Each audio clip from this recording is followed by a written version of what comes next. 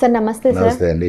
ఇప్పుడు టీనేజ్ అమ్మాయిలు చూసుకుంటే అంటే మెచ్యూర్ అయిన ఒక 2-3 ఇయర్స్ నుంచే ఇర్రెగ్యులర్ పీరియడ్స్ స్టార్ట్ అయిపోవడం, కొంతమందికేమో హెవీ బ్లీడ్ అయిపోవడం, కొంతమందికేమో 2-3 మంత్స్ అయినా రాకపోవడం, ఇలాంటి ప్రాబ్లమ్స్ అన్నీ వస్తున్నాయి కదా, వీటికి సొల్యూషన్ ఏంటంటారు? ఫస్ట్ ప్రాబ్లం, ఇంతకుముందు 13 ఏళ్ళకి 14 ఏళ్ళకి మెన్సెస్ రావట్లేదు అని మా దగ్గరికి వచ్చేవాళ్ళు పేషెంట్లు. ఒక 10-20 ఏళ్ళ క్రితం అట్లంతా.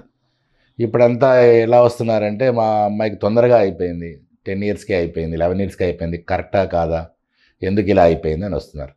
అప్ టు 9 ఇయర్స్ లోపల అవ్వకపోతే ఇట్స్ నార్మల్ ఈ జనరేషన్లో.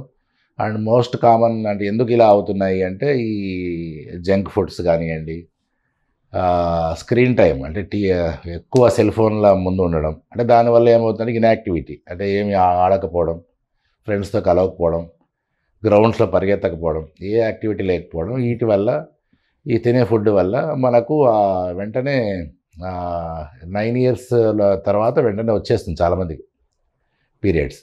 దాని తర్వాత ఈ చిన్న వయసు ఒకటిను, తర్వాత ఈ బ్రెయిన్ అండ్ ఈ గర్భసంచికి ఉండే ఒక కోఆర్డినేషన్, హార్మోనల్ కోఆర్డినేషన్ వాళ్ళలో ఇంకా పరిపక్వత అంటే మనం మెచ్యురేషన్ జరిగిండదు. మెచ్యురేషన్ లేకపోవడం వల్ల ఏమవుతుందంటే కొద్దిగా పీరియడ్స్ అనేది ఇర్రెగ్యులర్గా మనకు కనపడుతుంది. దాని గురించి ఆందోళన చెందాల్సిన అవసరం లేదు, భయపడాల్సిన అవసరం లేదు. అట్లని చెప్పి అజాగ్రత్త కూడా అనుకోవాల్సిన అవసరం లేదు. ఎందుకంటే వాళ్ళు వచ్చి మనకు డాక్టర్ గారిని అప్రోచ్ అయినప్పుడు డాక్టర్లు ఏం చేయాలంటే, ఇది ఏదైనా వేరే అదర్ రీజన్స్ వల్ల ఏమైనా ఉందా రూల్ అవుట్ చేసుకోవాలి.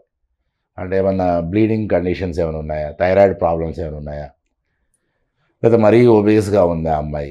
So other problems rule out చేసుకొని హిమోగ్లోబిన్ స్టేటస్, రక్తం ఎంత శాతం ఉంది, పర్లేదు రక్తం బాగానే ఉంది అనుకుంటే డెఫినెట్లీ మనం కన్జర్వేటివ్గానే, అంటే ఏ మాత్రలు ఏమి ఎక్కువగా పెట్టకుండా కొద్దిగా రక్తం కోసం ఇంప్రూవ్ అయ్యేదానికి మాత్రం పెట్టి మనం అష్యూరెన్స్ ఇచ్చి వాళ్ళని కంటిన్యూ చేయమని చెప్తాం. కానీ ఇది మళ్ళీ ఇది ఒక సాధారణ స్థితి, చిన్న వయసులో ఎలానే ఉంటుంది అని చెప్పి డాక్టర్ని అప్రోచ్ కాకుండా పోతే ఒక్కొక్కసారి అది థైరాయిడ్ ప్రాబ్లం వల్ల కావచ్చు, లేదా బ్లీడింగ్ డిజార్డర్స్ ఏమైనా ఉంటే అవి మిస్ అయితే ఏమవుతుందంటే, వీళ్ళు చాలాసార్లు ఏమవుతాయంటే కొన్ని కేసులు 5 గ్రాములు 4 గ్రాముల హిమోగ్లోబిన్ పడిపోయి ఎమర్జెన్సీగా ల్యాండ్ అప్ అయ్యి చాలా టెన్షన్, అంటే హార్ట్ ఫెయిల్యూర్కి పోయేంత ప్రమాదంలో జాయిన్ అయ్యే సందర్భాలు ఉన్నాయి. ఇంతకుముందు కాలంలో ఎక్కువ ఉండేటివి ఇవి. ఇప్పుడు అవేర్నెస్ అవి ఉన్నందువల్ల తగ్గాయి. కానీ హాస్టల్లో ఉన్న పిల్లలు, ఎస్పెషల్లీ మన అమ్మా నాన్న దగ్గర కాకుండా హాస్టల్లో ఉన్న పిల్లలు, వాళ్ళు ఎంత బ్లీడింగ్ అవుతుంది అంటే బ్లీడింగ్ నార్మలే అన్నట్లు చెప్తారు.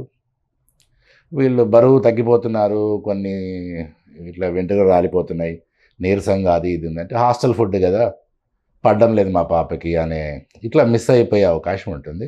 ప్లస్ హాస్టల్లో వాళ్ళు రెగ్యులర్గా బయటికి వదలరు కాబట్టి ఎప్పుడో హాలిడేస్కి వచ్చినప్పుడు చూపిద్దాంలే అనే దాంట్లో ఇది సోషల్ ప్రాబ్లంగా ఇది మనకు కనపడుతుంటుంది. హాస్టల్లో చదివే పిల్లలలో ఈ ప్రాబ్లం ఉంటుంది. కాబట్టి దాన్ని అజాగ్రత్తగా వదిలేయాల్సిన అవసరం లేదు, కంగారు పడాల్సిన అవసరం లేదు.